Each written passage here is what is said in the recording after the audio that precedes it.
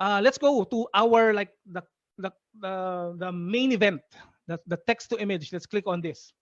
So, pag-click ko dun sa text to image, this will enable you to access a lot of templates na pwede natin magamit. Naalala nyo kanina, meron tayong submit to Firefly Gallery. Ito yon, dito siya pumupunta.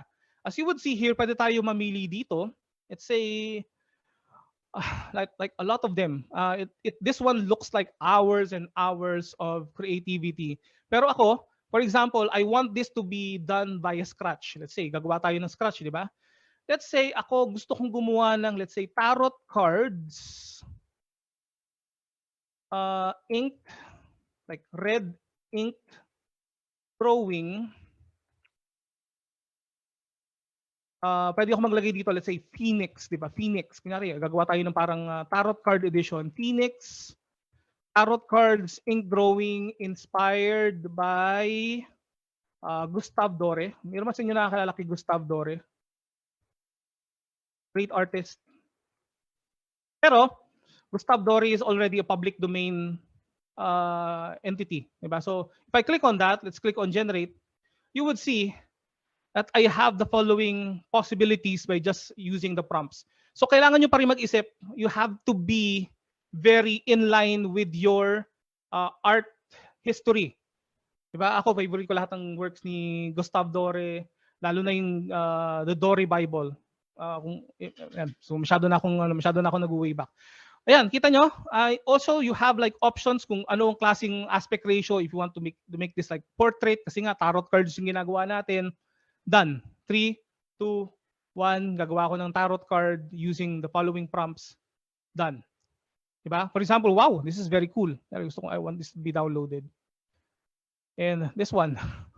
Diba?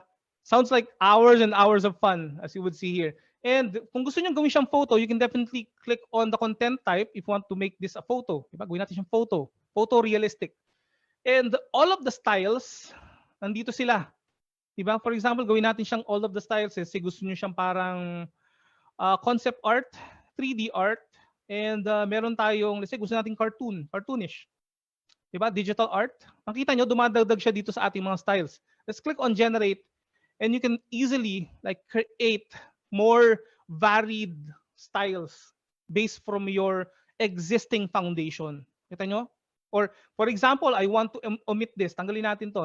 Tanggalin natin yung Gustave Dore inspired. Let's click on generate, and you would see this will generate you like a very different output. Very, very different output. Ay, yan. So nakita nyo, wala na siya masyadong ano. Tanggalin natin yung ink drawing. For example, red tarot card. Red color. For example, gawin natin red color. Kasi pag sinabi natin drawing, maalala pa rin niya yung yung specific style. Red color. And then gawin natin siyang photo. Ayan, nakita nyo, nagbabago na siya. As you would see here. And if I ideate more, let's say gusto ko gawin ko siyang show similar. Pag click ko yung show similar, this will give me like another seed. Ibig sabihin, variations of the existing generation going forward, iba na yung lalabas. Diba? Let's say, gawin ko na lang Phoenix lang. Phoenix, tingnan nyo mabuti ah.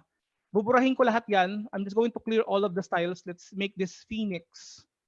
And then let's make this as photo. Oh, masyado. Phoenix, kunyari, red, let's say, blue Phoenix, for example. Blue Phoenix in table, for example. Let's say, if I click on photo, automatic mag-generate siya ng photorealistic na blue Phoenix in table. Diba? Kita nyo? Pwede ako maglagay ng iba pang mga movements yan. For example, I want this to be steampunk, fantasy, pop art. Let's click on generate. You would see, ganun siya kadali.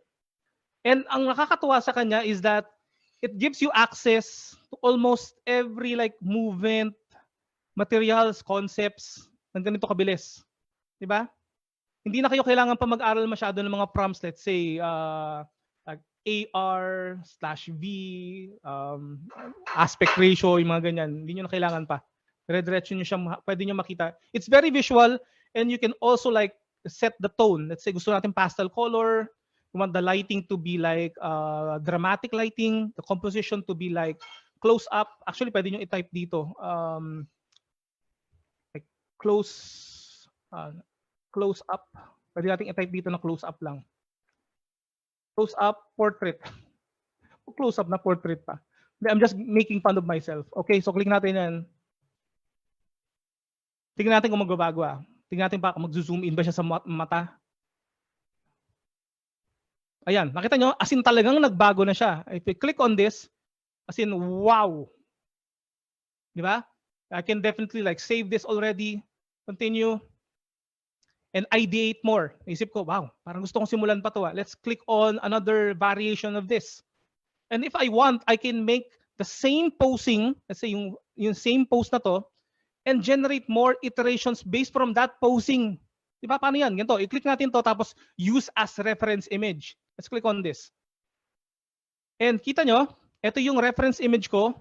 And kapag nag-generate na siya, tingnan nyo kung ano mangyayari. Tingnan nyo. It's the same posing, pero iba yung lumabas. Teka, hindi ko ata na-click talaga na maayos yun doon. Yan. Example, dito siya. Ito yung lumabas, di ba? So, generate ko ulit. Show similar. Di ba? Imagine the possibilities. And the only limit that you can have this is your typing skills or your visual thinking skills. Di ba? Ako, this is just one of my examples. I have lots and lots of like prompts that I use na I also share with my fellow educators. Like, minsan nga nagkakaroon kami ng discussion. Paano kaya gagawin to in Firefly? Paano kaya gagawin to in terms of Stable Diffusion kung saan-saan pa? It gives us a lot of outlet to learn more about history, diba? So that is text to image, and also pinapangalagaan din kayo ni Adobe dito. For example, if you type on women, for example, women in Purple Ocean, for example, Purple Ocean like landscape view. So dito hindi kayo pwedeng maglabas ng mga hindi magandang mga samples kasi ifa-flag nila dito. Lalo na kunyari violence at kung ano-ano pa. It's a very safe environment even for students to create something. Ayan, tingnan nyo. Diba? So some would say parang medyo hindi pa gano'ng kaganda. Pwede nyo gawin to is to iterate and iterate to create more like ano yung nakalagay kanina? Show, nakalimutan ano yung eksaktong term? Nakalimutan ko eksakto. Ayan, show similar. Iba kasi nasa sa isip ko. Show similar para mag-create pa tayo ng iba mga variations. 'Di ba? You can easily create something like this.